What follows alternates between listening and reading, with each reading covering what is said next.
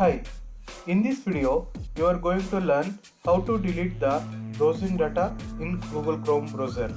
Okay, so you can come to Google Chrome browser and click on the three dots option over here and go to history and again go to history. Here you can see the option of clear browsing data. Click on this option.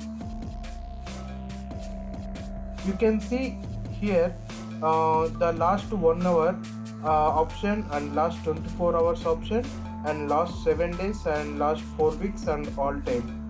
So choose on which option you want to clear the browsing data. So as of now I will select only the last 24 hours option, and in this option I have selected to clear the browsing history and cookies and other site data, and the temporary files and images as cached images and files. So I have selected these three options and I will click the clear data. So just click on the clear data option. Okay, so now the browsing history, the browsing data, it got cleared.